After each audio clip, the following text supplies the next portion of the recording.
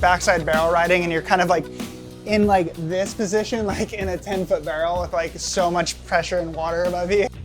The hips, just a huge part of surfing. Those big frontside carves, you have your back leg going inward like this, and it's a vulnerable part for the knee, it's a vulnerable part for the whole system. Your knee's not supposed to bend that way.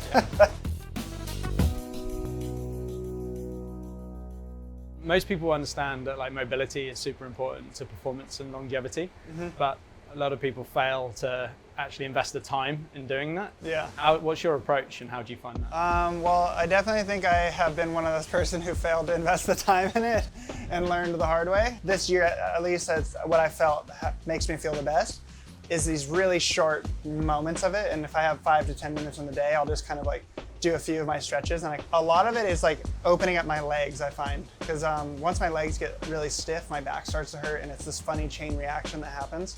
And it is really crazy, you know, when you have something that like you haven't focused on in a while, somewhere down here in your ankle or your like tibialis muscle or somewhere here, the left side of your back starts to hurt. You're like, why is my back hurting? Like, I don't know why. All connected, It's right? crazy how much it's connected. And so, yeah, just for me, after my knee injuries and stuff, I spend a lot of time on the mobility on like kind of my lower half for the most part. I like to feel a little more tense rather than too loose. In a muscular kind of way, like if I'm super stretched out, it's funny, my timing is different on the wave. And then if I just do a really light amount of kind of movement, stretching, more going through the movements rather than actual stretching beforehand, I feel a lot better. I feel like I have a lot more energy to give. When I'm kind of in my best mindset, my best routine, it's definitely like a really light warm up before I surf, just going through the movements, getting the muscles kind of blood flowing. And then at the end of the day, just a short, like and it could even be twice a day, but just short and consistent, I found is the best. If I do an hour session of stretching, I don't necessarily feel better the next day. It's more these short doses of it and just keeping those movement patterns. Can you talk about like how your feet and your ankle mobility like impacts your surfing? Yeah, so feet and ankle mobility, I feel like it's kind of the beginning of the chain, right? You know, everything starts down at your feet. From there, you know, if you have a lockup in your feet or a lockup in your ankle, the pressure is going to go to the next part of the chain. And so it's pretty interesting, my injuries over the years, how they've gone. It's gone from, I started with 2 pretty bad ankle injuries. And then after that, it went to my knees. And I think, you know, that was me not just being young and not spending enough time and thinking about like the routine and the actions of after those ankle injuries and really staying on it. And so having a little bit stiffer ankles and then putting all the pressure in the knees. And so, yeah, I think it's just so important to kind of start there and having that good mobility and just going through those movements and getting to those endpoints and being comfortable in those endpoints. I think that's really important. I definitely find being barefoot helps, but I've grown up barefoot, so I mean, yeah. That's right to be. Yeah.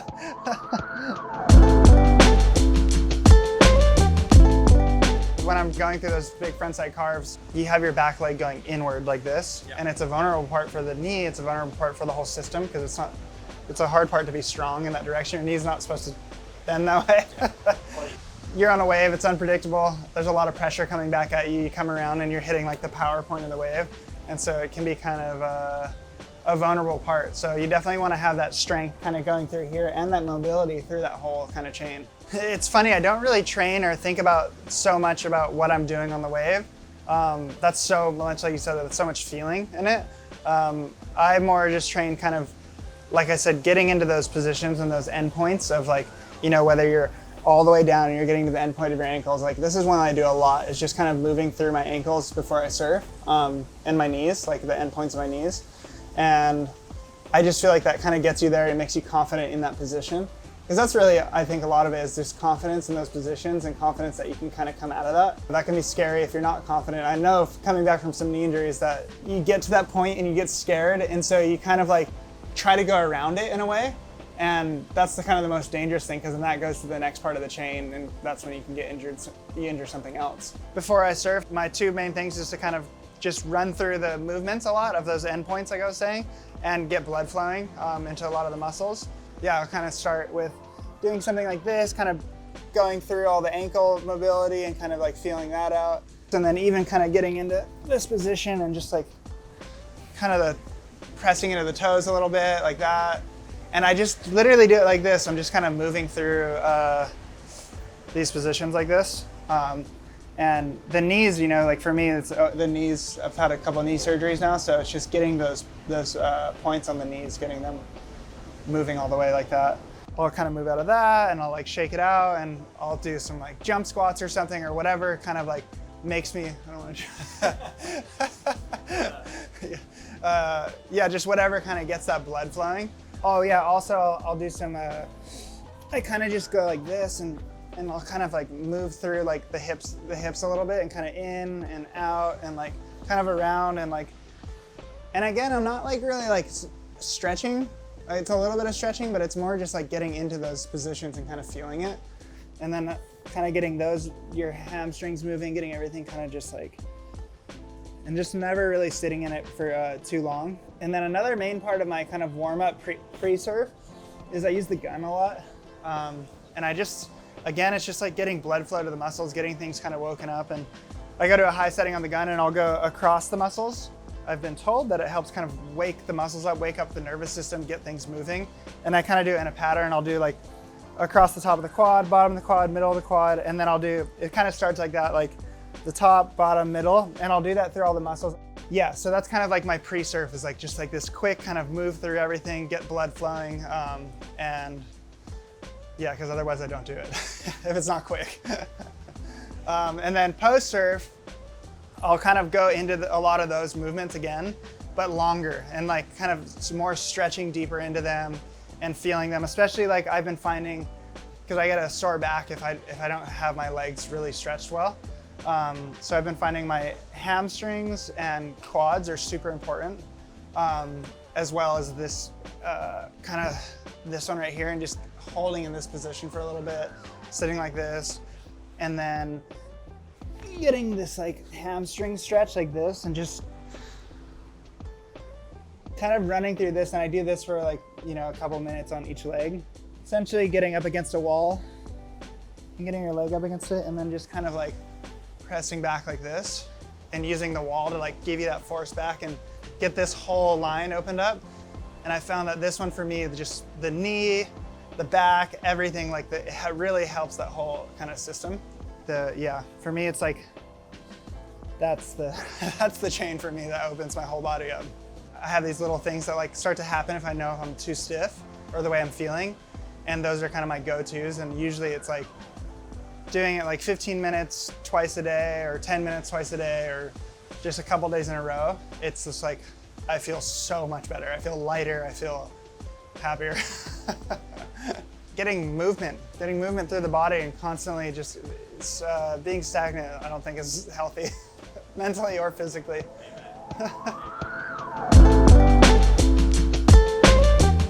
Yeah, so the hips, just a huge part of surfing. You're twisting, you're bending, you're kind of going into all these movements when you surf, and whether you're backside barrel riding and you're kind of like in like this position, like in a 10-foot barrel with like so much pressure and water above you, you're like, okay, yeah, you want to have those hips nice and opened up.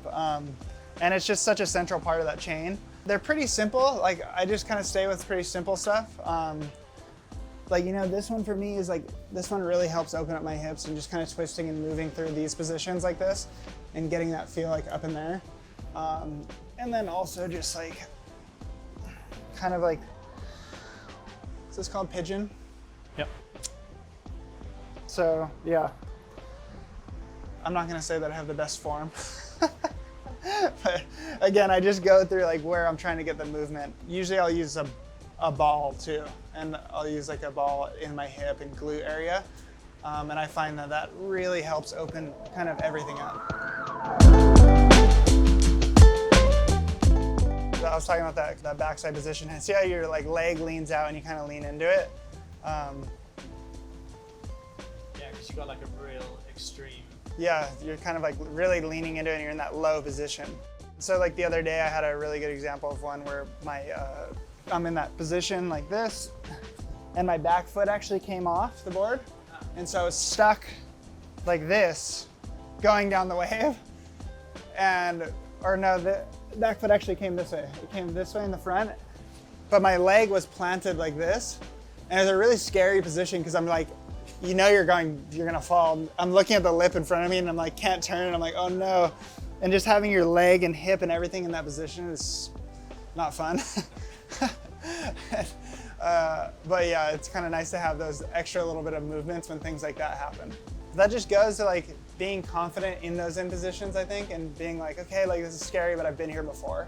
My second knee injury that I had on this knee, my second ACL, was I got stuck on top of the board. And so I did a big turn and I came down and I had fallen into the board like this with the wave pressing behind me. And so it was an awkward position, that front foot kind of planted weird, but that's the scariest, I think, is when you're being pressed into the board, because when you're being pressed in the water, you just go under and you're kind of just like underwater, ragdolling around. But being pressed into the board or the bottom, that's when it gets scary, because you're usually in an awkward position you don't want to be in, and the water's just moving every which way and you can't really control it. And I think that's when a lot of the injuries happen. Yeah, so I mean, that right there is just like your whole lower body's twisting one way and your other top of your body's trying to counter it and stop the turn. Because if you keep going, you're gonna keep spinning, you know? And I think that's what a lot of surfing usually is, unless you're doing a full spin of some sort. It's countering what the lower body's doing in order to bring it back and keep your momentum going down the line. Knowing how to use your core properly is probably really important. Probably. I'm probably not the best example of that, to be honest. A lot of mine just comes off of just feeling what I do, but your body kind of evolves to what you do, I guess. So like on my back, my left side is twice the size of my right side.